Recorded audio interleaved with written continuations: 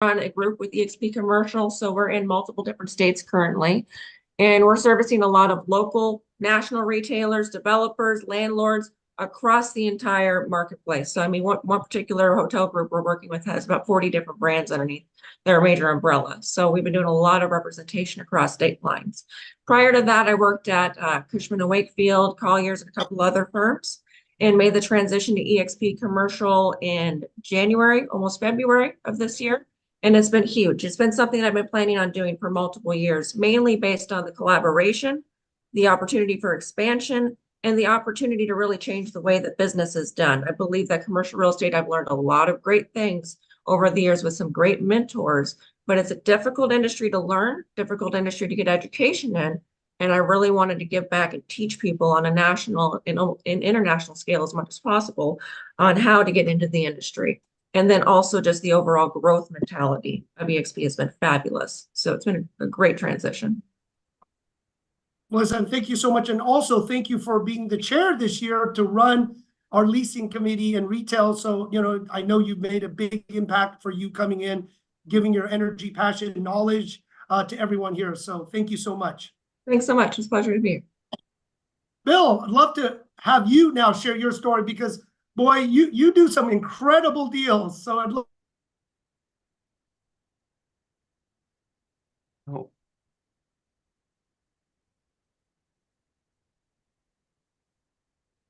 With your story of getting into leasing and the kind of. Bill, can you hear me? It broke up there for a moment. Hopefully the reception is better. Good morning. Yes, I'm based here in Dallas. Have been here about 40 years. Started in the warehousing business in the early 90s in doing warehouse system design and sales. Moved into the real estate space in 2006 with the Staubach Company. Then moved to Transwestern and joined EXP in May of 23. I serve industrial clients throughout the country with an emphasis here in Dallas, and my focus is distribution and manufacturing companies. Thank you, Bill.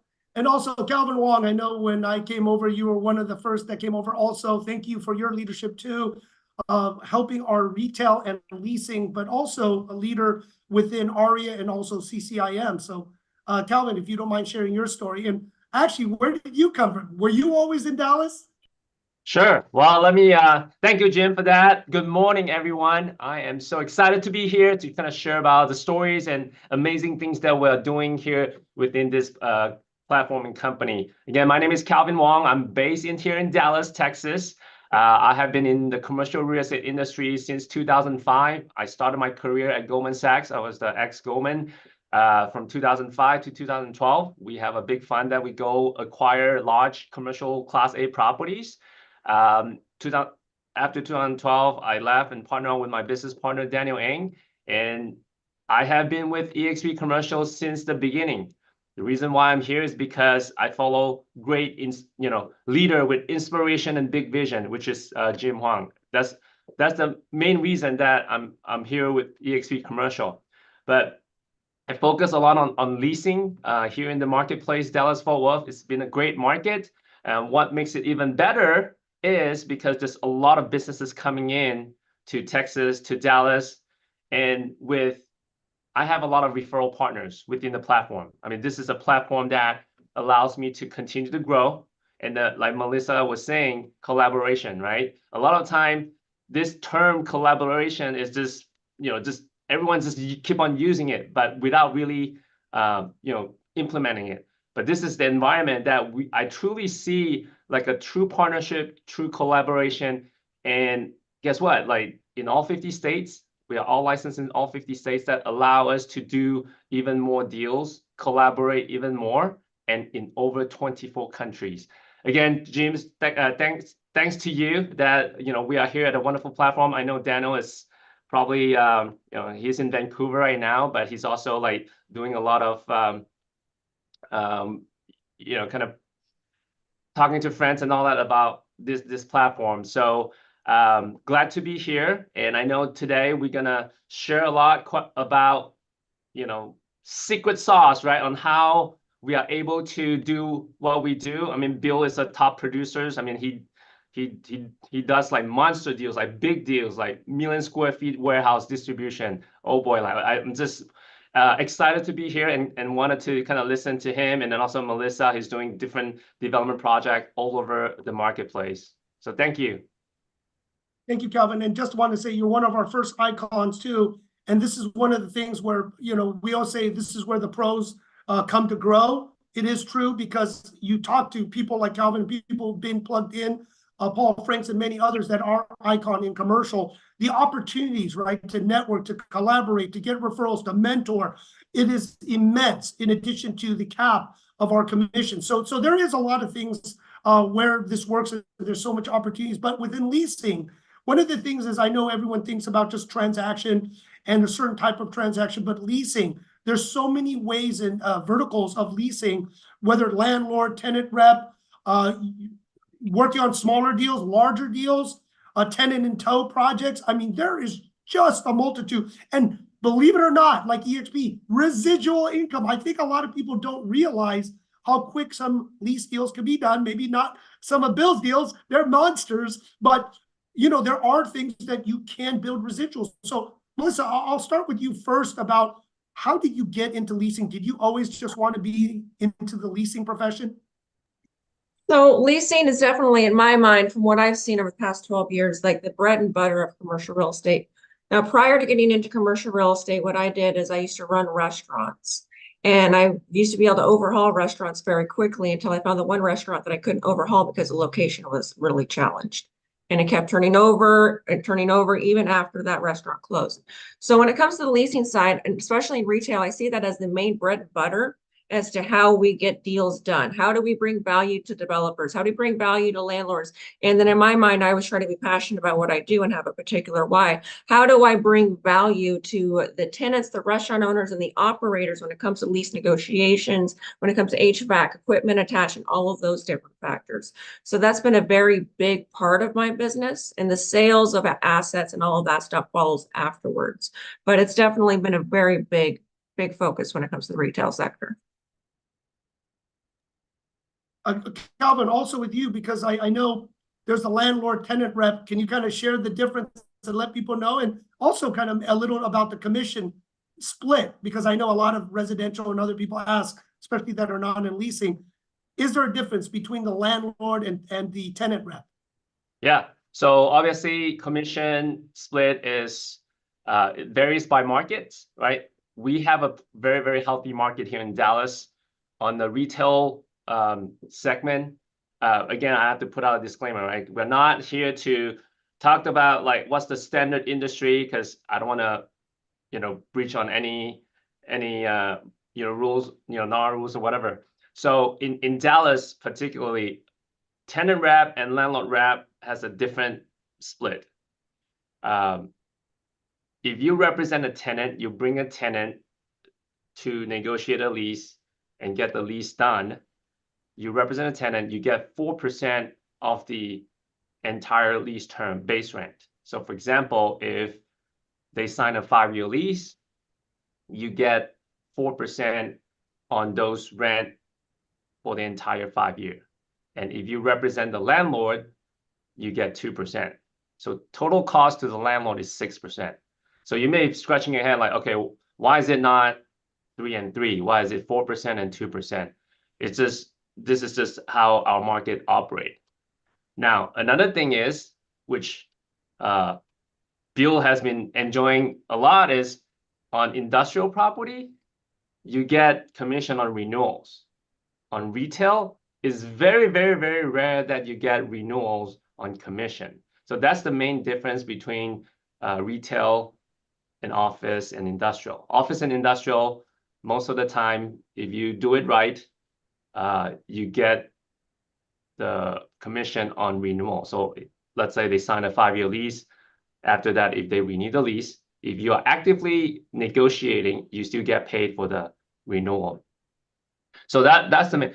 And leasing, for those that are interested in venturing into commercial sector, leasing, like Melissa was saying, is kind of like the bread and butter.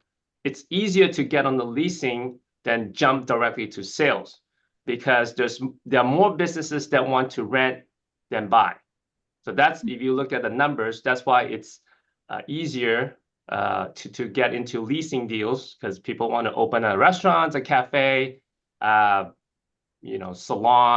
small business, right? They need space for retail, office, industrial, and whatnot. So it's much easier to get into that.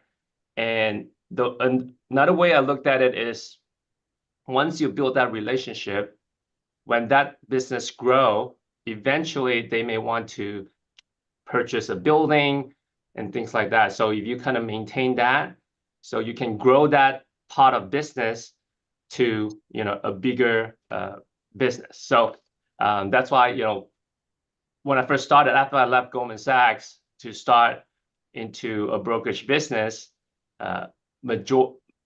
pretty much in my first year, it's all leasing. That's kind of a natural steps. And once you continue to build that relationship, then you can get into the investment sales or purchase. Thank you, Calvin. And that's the one thing we always say, the easiest transitions is multifamily, but a lot of times residential or agents trying to get into the business, leasing, right, is great. And Bill, kind of remember way back when maybe you did some smaller deals besides the larger ones, and the nuances, let's say, with the small deals, 10,000 square feet and under, and congratulations to doing our largest lease deals, some of the monster Titan deals that you work on now. So can you kind of share, thinking back, the smaller deals, getting up to the larger deals, and touching upon the renewal, because some of the agents, we know we love renewals, right? And making sure you put that in your lease contracts, because not everyone does. Well, when I began in the business, I started with a firm that originated tenant representation only in the market. I had the privilege of working at the Staubach Company, and the founder of the company, Roger Staubach, whose real estate career began here in the Dallas area in the 70s, pioneered the concept of tenant representation. So for agents looking at the opportunities there, as Calvin distinguished between representing tenants and landlords, I would offer up that as an exclusive tenant representative, which is what I am and always have been, you forgo landlord opportunities, but you also create for yourself the value proposition that you're not compromised in the market between seeking high rents for landlords and low rents for tenants. Most of the agents here in the markets that I serve tend to go both ways. And so when I'm presenting the value proposition to CEOs and explain that I'm not representing the interests of the landlord, it gives me leverage in the market so that the transaction terms can be truly focused on the benefit of the tenant that I represent. Jim, to your question about deal size, I think for everybody on the call and anybody considering their mission, the essence of the mission begins with aim small, miss small. And I would suggest that you define your market both geographically and by the makeup of the businesses you're seeking to serve. In my particular case, as I mentioned, I'm looking for distribution and manufacturing companies.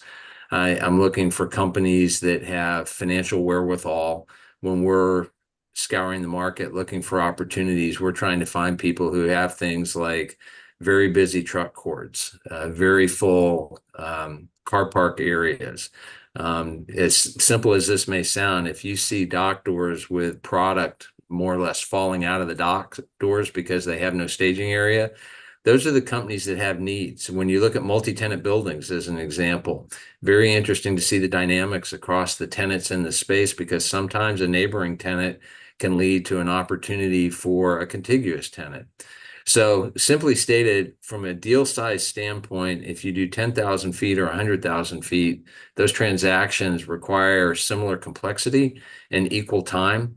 So as you're building your business, I'd recommend trying to spread out your opportunities so that, yes, you've got a way to hopefully secure transactions in a more timely manner versus the longer ones. But I'm going to tell you that in my career, the longest from cold call to commission was 7 years. And, that 7-year period actually was a lot of fun, because the guy that I worked with is one of my closest friends now.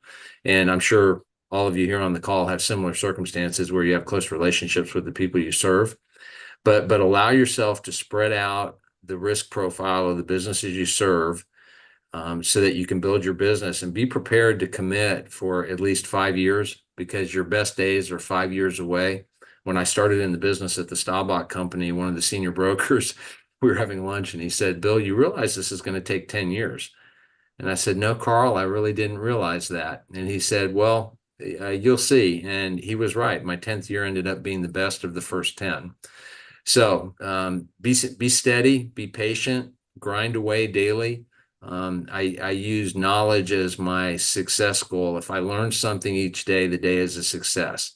It's not measured by a paycheck. The job is all about serving the client and client first. And if you do that daily and learn daily, you'll be successful.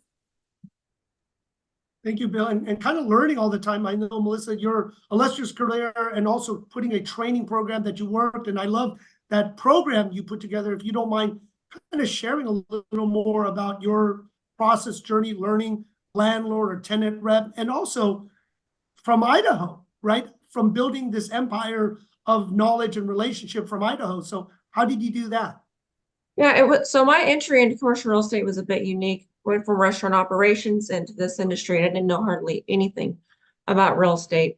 And I come from very humble beginnings. So as I started looking into the industry and even, working with some of the big firms, what I'd realized is there was a very large lack of education, even with 2 business degrees, a very big, large lack of communication and education. And how do you do cold calls when you're going for tenants and you're trying to fill vacancies? What are the CCNRs? How do you do a void analysis? How do you fill the space? How do you do the underwriting of a property when you're bringing value and you're leasing a vacancy? Or how do you do the consulting work when you're doing, like I've done the work for McDonald's? How do I do it? So I do their rollout and I go, okay, you should enter here. Here's how you don't cannibalize yourself and everything else there. And what I decided to do as I looked in the statistics is commercial real estate historically has about a 90% failure rate of people getting into the industry. And that includes people that the 10% includes people born into the industry, people that come from a lot of money and a lot of wealth. And then also it can be a very male dominated industry. I've worked with some really great males throughout the industry, which have really helped me grow my career, to be clear. But that's just part of the facts is I've had some of those adversities as well, because it does come with the pros and the cons. But what I learned was, okay, I can't be the only one that's not having education, that's being given a phone book. Here you go make some calls. And no one's teaching me what to call for in a sink or swim. So for 12 years, what I did is I got into the industry is I wrote down everything that I learned in a journal entry electronically of everything that I was learning as I got into the industry, with the only main intention to be, once I established myself very well, to go back and teach people that were trying to get into the industry how to do it, how to make it quicker, how to make it so they're serving their clients better, and how to give them that real resource and education.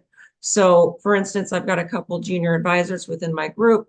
One's in Colorado, and within about 2 phone calls, we saved $1 million transaction and turned it into 4 transactions.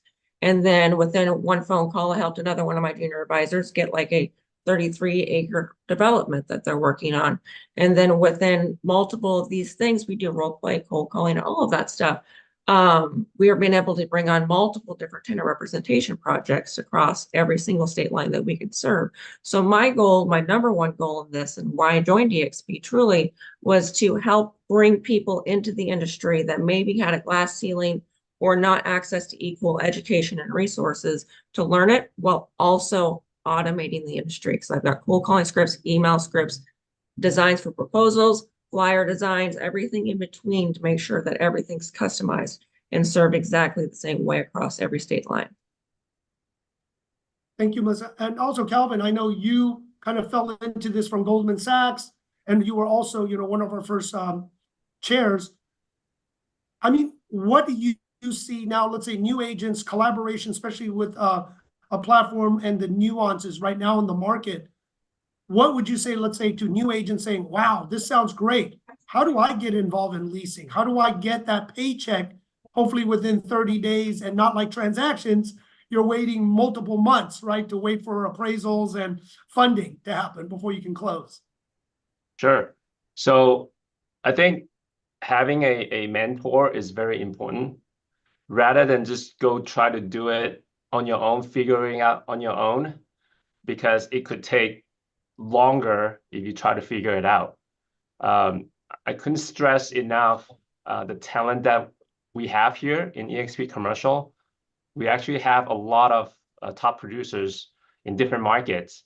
So try to look out for those agents and, you know, have a conversation with them, talk to them, and see if they would be willing to, you know, take you up as a mentee and really learn from them, because you can really compress time by following, you know, leaders like Bill, like Melissa, that has years and years of experience. Right? Bill has almost 40 years experience. Melissa has, you know, 10 plus 20 years under her belt, and they can help you avoid mistakes, right? And sometimes mistakes could be, you know, you could be done like from this industry, but really get a mentor to help you.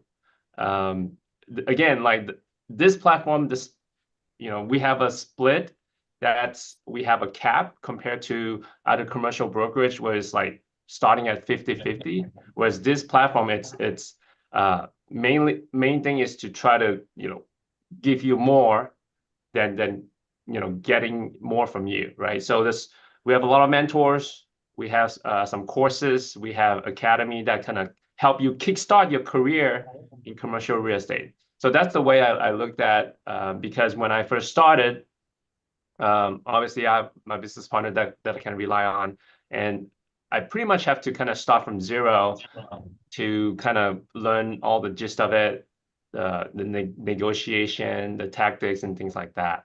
But having a mentor is very, very important. Thank you, Calvin.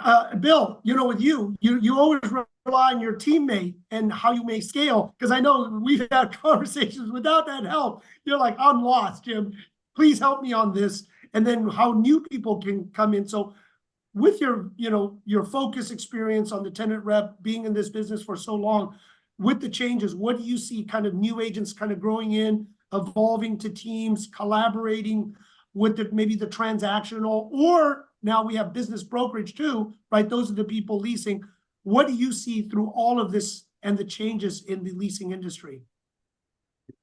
Well, I estimate that here in Dallas, about 1/3 of the commercial industrial space is owner occupied. And that's just based on years of calls. So if in fact that number is correct, and again, Dallas being a major metro may vary from different marketplaces that agents on the call are experiencing. If you happen to be in a smaller city, I'll pick a Waco, Texas as an example. If you're an agent in a city like Waco, you've got to have multi-disciplines. I don't think it's as viable to specialize. If you're in a major metro, Dallas, Houston, Austin, Atlanta, etc., you can specialize, and specialize is the key.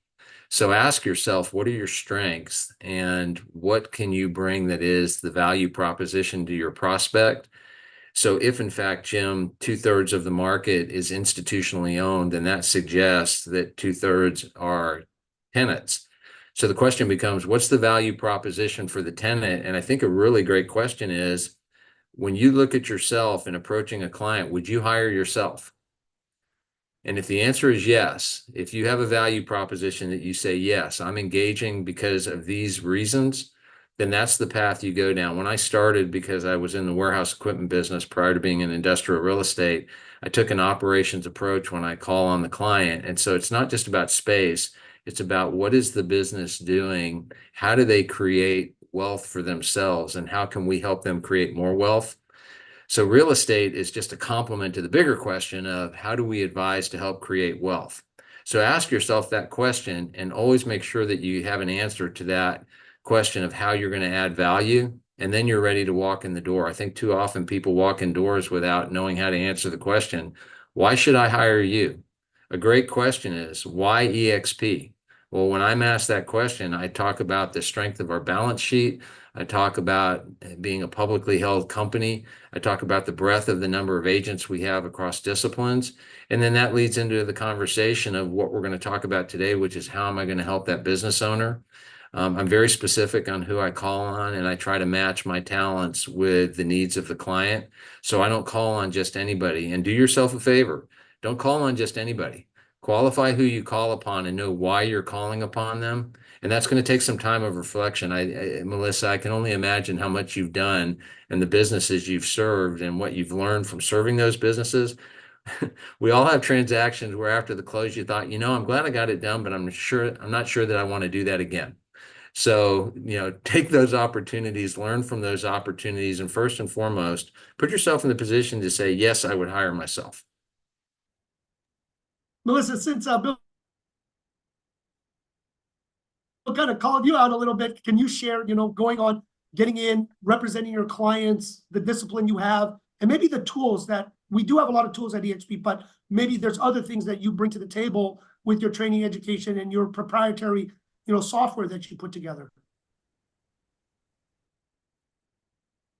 Didn't want to interrupt you guys. Yeah, so Bill's 100% correct. And actually in the retail committee, I just had this conversation with someone recently where it's so easy to get sucked into a transaction where maybe the client doesn't want to move forward as much as you want them to move forward, or maybe they're not qualified to move forward, or they're not putting forth the effort, or what they want is not realistic. So it really comes down to also pre-qualifying your people. So whenever I'm taking on a tenant representation account, especially if it's a local retailer, for instance, what I advise my junior advisors to do as well is, okay, we're going to have them put together a personal financial statement, because the LLCs are not going, they're going to be personally guaranteed outside of the LLCs. So we have a template for that. And then last 2 years of tax returns and information on their business. That's a very easy way to vet them, to make sure that they are real. And that also, when you do submit a letter of intent on their interest and their property that they want to pursue, that you're able to make the best argument for them. Otherwise, we can spend forever chasing transactions that are not going to come to fruition, and it just doesn't work out well. And it doesn't do the client any service either, because you might be serving them on and not really serving them. Like, they could go over to holdover, they could get kicked out because their lease is up. So many different factors that come into play when it comes to those things. So he's 100% correct on that. A lot of different things that I'll do. I'll speak on the landlord side of representation here. When it comes to the landlord side or development side, every time I take on a project, what I do is I have a breakdown of every single local and national retailer broken up by industry and subcategory. And then I'll work with the developer or the landlord, and we're going to break down what kind of uses are a good fit, what's not blocked as a restricted use, what's underserved in this area. And then we put together a specific category, like chase list that we're going after. So for one of the projects that I'm working on in Colorado, within one phone call with a new developer, the one I referred to earlier, I was able to put together a list of 138 different prospects for that project of national retailers. And with doing that, we've also been able to secure about 8 to 10. I've got to check a couple more of my emails from yesterday. New tenant representation accounts with franchisees entering into that market, as well as Idaho, and then Montana, where we're expanding into as well. So I try to be very strategic. When you're doing cold calls and prospecting, you want to make sure who you're cold calling actually is going to be able to do the deal. 2, you want to make sure who you're cold calling is actually the decision maker to do the deal. So I spend my systems and my emails and my pitches and everything like that to compress time and to get maximum amount of action and reactivity within a short time frame on the landlord side. And then also on the investor side, for instance, I'm doing a project with someone that's trying to buy about $20 million in value add investment properties. And it's very simple to do that when you know the categories, you know what fits in there, you know how to do your cold calls, you know how to generate that interest, and then be able to know what the rental rates are. So the last project I did with them, really easy lease, raised its value around $6 million in that shopping center, just because I knew exactly, okay, what are the rents? How do we renew them? How do I find the anchor tenant, and everything else in between? So it can be a really fun game as long as you know how to approach it right. Retail is just a little tricky on how you approach it right. Listen, I love that. And kind of now getting into nuts and bolts. So Calvin, we always say smaller lease deals, you try to, get a paycheck as quick as possible.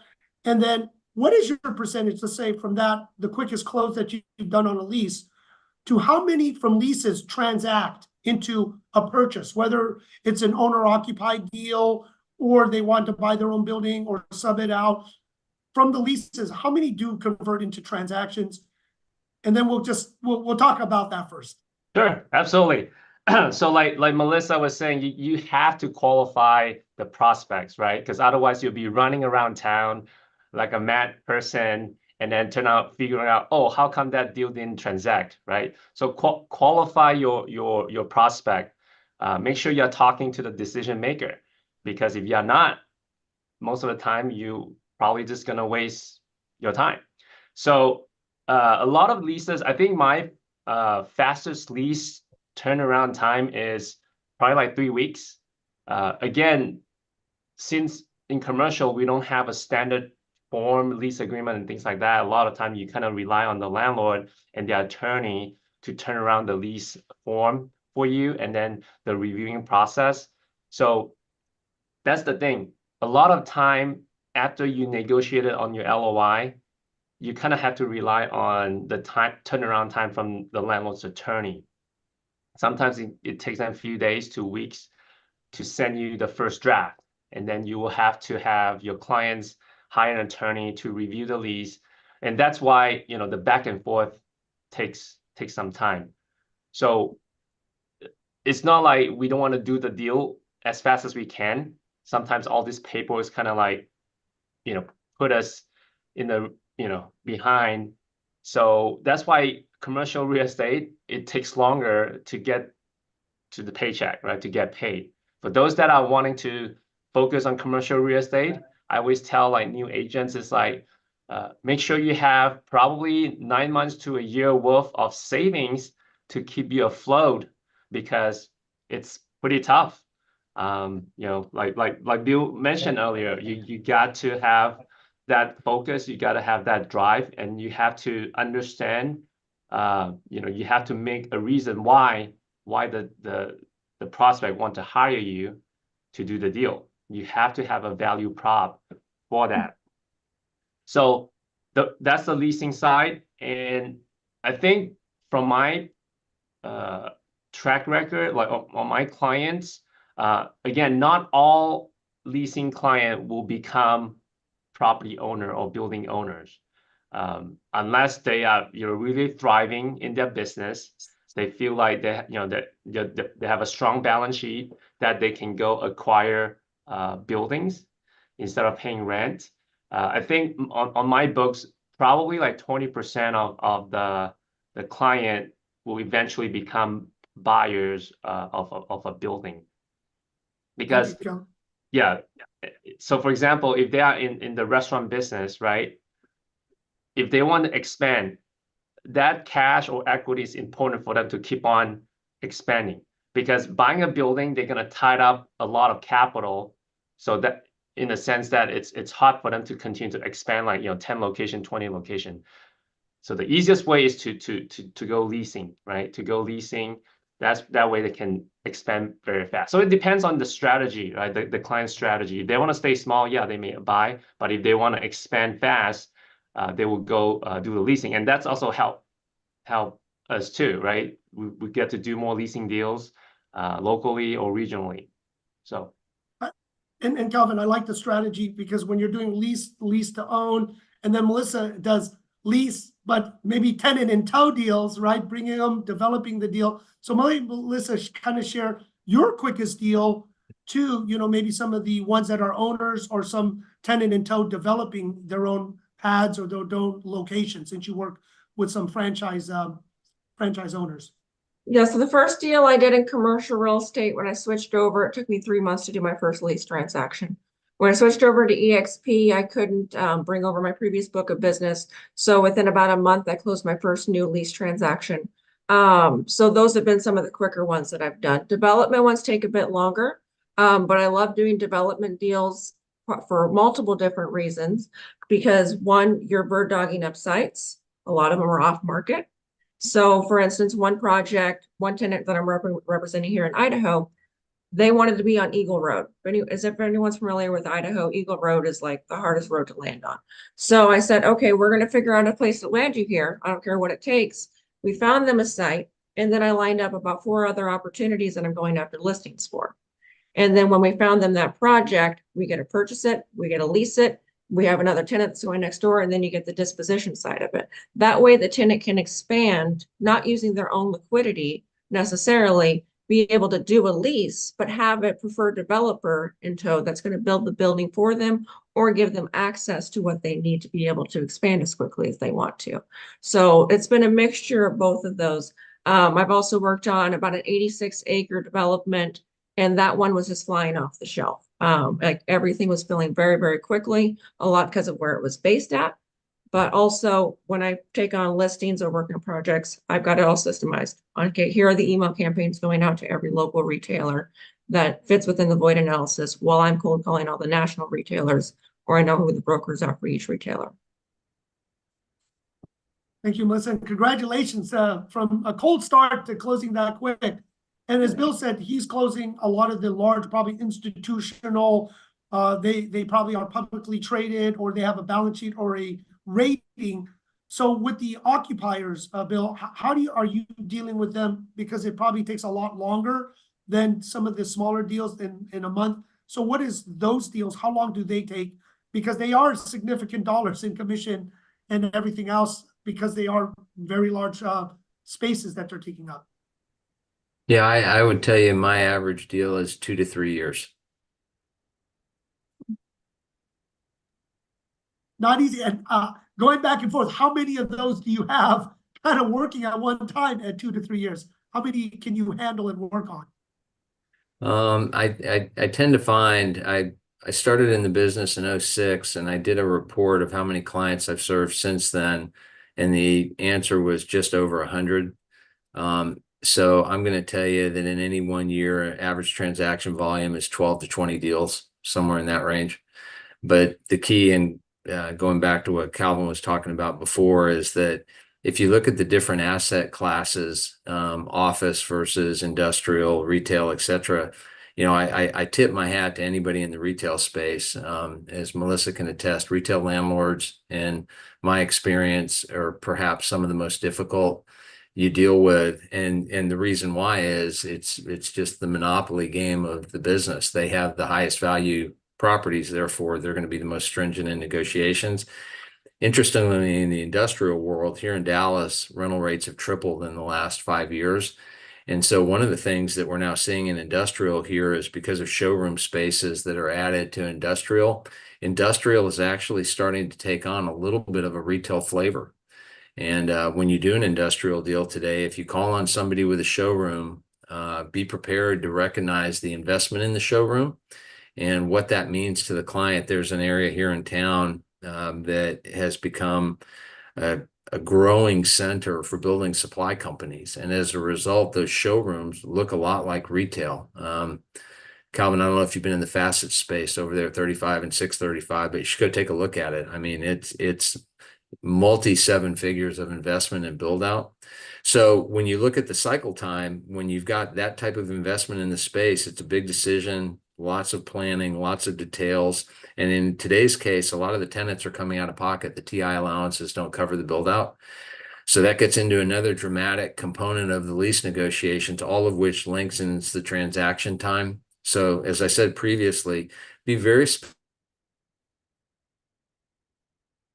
from now, you'll like the outcome much better. Don't be discouraged by the process. There was a day where going through my savings and going into a material level of personal debt was what was required to make it in this space.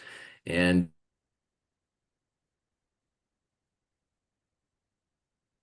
if you're getting started, and get up early, drink those protein shakes, and get out there with your tennis shoes and start running. Bill, thank you. You know, and that's really interesting, where things and nuances in leasing, because I know in retail there's the key money in certain locations and, you know, buying out, and there's so many differences. And I'll just tell you an example. Sometimes they think you're doing a quick deal, a favor for an office. They didn't know there was a parking spot, and they said you're going to get the parking spot. You had to pay extra in an office lease, and boy, that legal issue cost more. So don't think you're not going to get sued or things happen, because you need to really read through. And that's why you do hire third-party experts. You work through it, you monitor, especially with your lease abstracts and following it. So when the renewal dates come up, you know, you're on top of your clients. But in commercial, where I did on the transactional part, we always said if we had 15 to 20 good clients for transaction, we're gold. but sometimes maybe leasing, you do need a lot more and working on it depending on size and just tracking them. So kind of giving advice to anyone wanting to get in the business. Obviously, you're great mentors, you're very experienced. Melissa, I'll start with you. How can anyone really just say, okay, Melissa, I want to be in leasing. How do I get involved? How do I plug in? What do I do? And let's say if I want to join your team. Yeah, so I definitely would plug into EXP because of the resources and the national connections that are there. I mean, the opportunity is huge. The opportunity is huge. Even speaking on comps, comparables, right? If you're doing leasing transactions, knowing what comps are available in the market and being able to reach out to an international database is huge. So I would definitely find a place that helps you with your growth, that doesn't limit you, that sees your potential and wants to grow with you. I'd find a mentor and somebody to work with. And make sure that there's somebody that really wants to help see you grow, that doesn't just give you a phone book, which can be very much a sink or swim mentality. One of the first major teams I was with, nothing bad against them, it's just the normal structure with big firms, was a 5% of the commercial commissions earned on that team, and then ran through a 60-40 split through the brokerage. So find wherever you can go, especially retail. You have to have that credibility. McDonald's isn't just going to work with somebody. Starbucks isn't just going to work with somebody. They need you to have either someone that's with you that shows experience, and also they need you to make sure that you're learning the industry. For easier ways to get into business, and also why I would suggest heavily to getting into leasing, is if you look at it from a couple of different standpoints of right now, as we look at the Federal Reserve raising interest rates. Federal Reserve and how high they've had the interest rates since 2021 has dramatically decreased the sales of properties across the board. Leasing, whether or not you can get a residual income per se, and the way that you negotiate your deal, you're still going to have repeat business. If you track their renewals, they're growing, they're relocating, or what I do is I also pull every upcoming expiring lease within my market that expires in the next year. That way I can know who I'm calling, that there's an immediate lease need, and then I can get a listing and or the tenant representation into it. So I say know where your market's at, figure out how you can get into business, and understand that finding a mentor is something a lot of people push back from, but 0% of a $100,000 commission is still worse than whatever percentage of a $100,000 commission.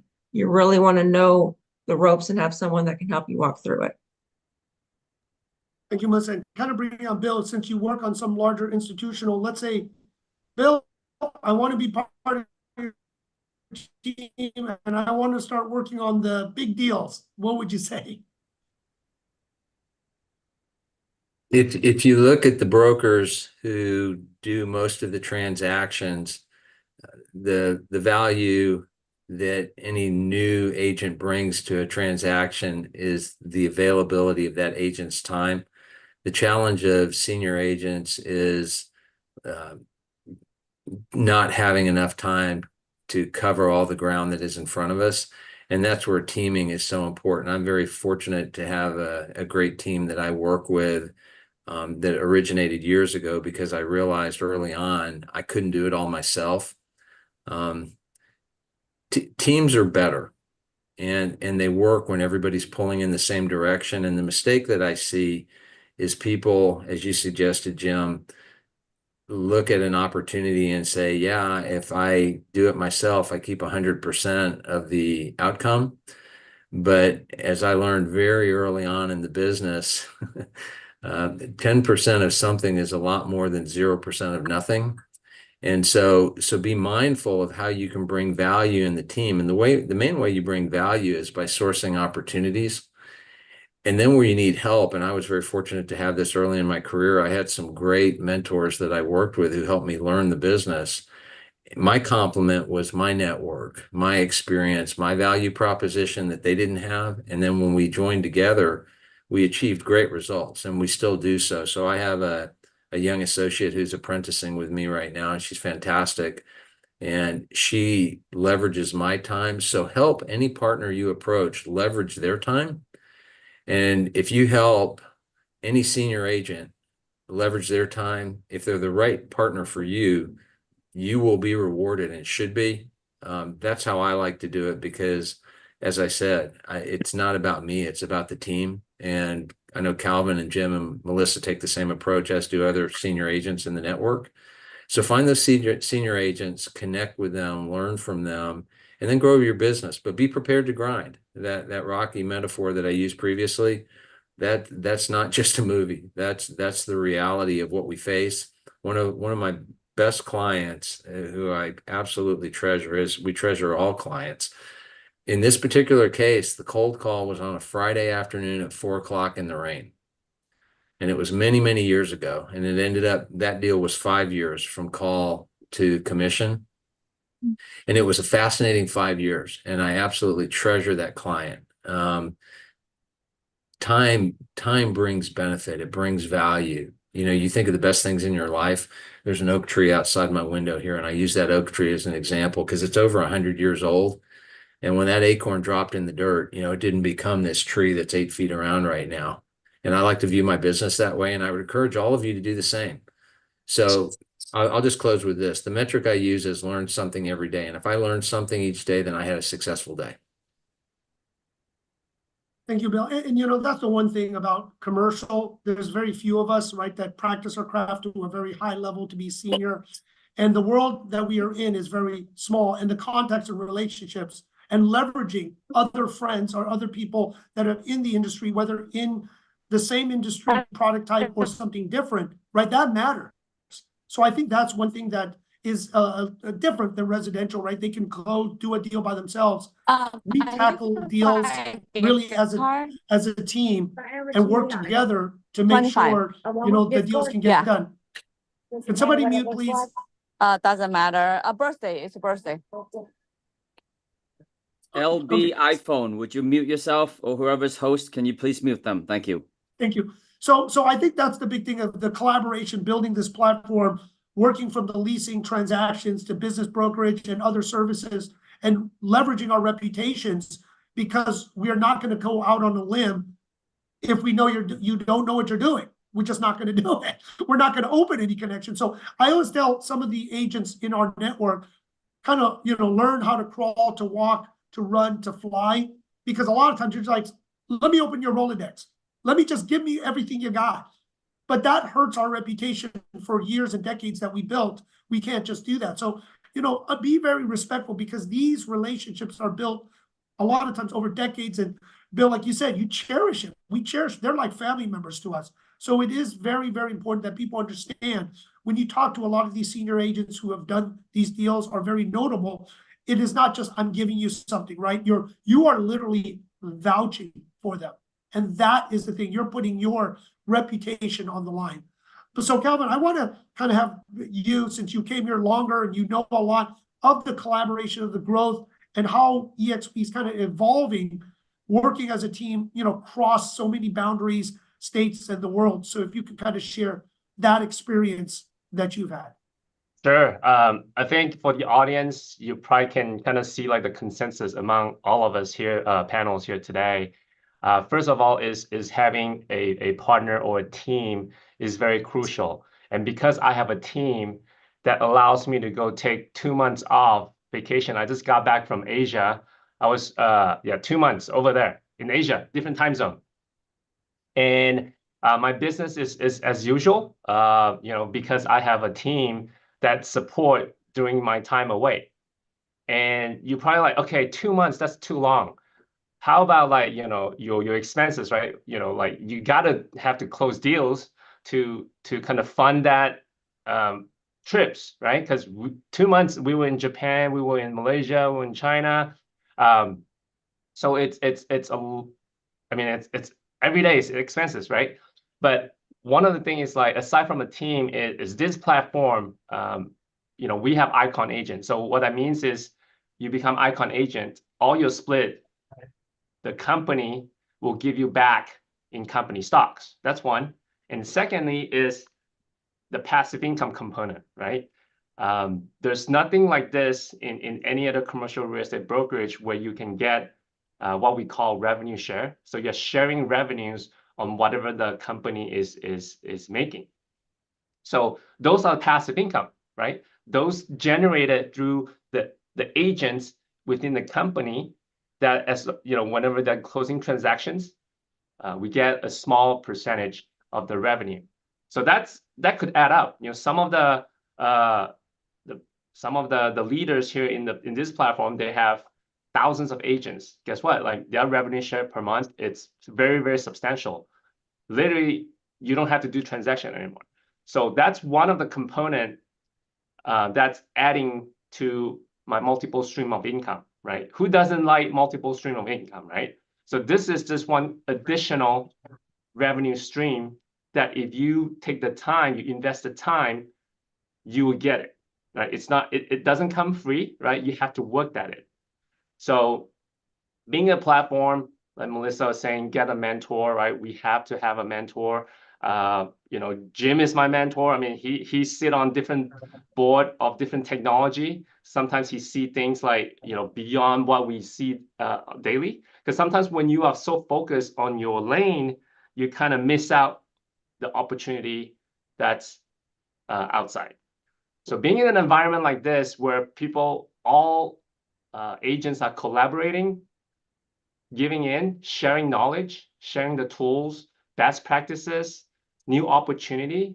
And that's what you can continue to grow. And that's what I've been experiencing the last 3.5 years, almost 4 years now with this platform is I have met so many amazing people that continue to motivate me to level up, right? So I have Bill here in our marketplace. Bill motivates me, inspire me. You talked to Bill multiple times. And, you know, Melissa, you know, like I just talked to her in depth before the call today. It's just continue to inspire me, the things that she's doing in different states, different projects.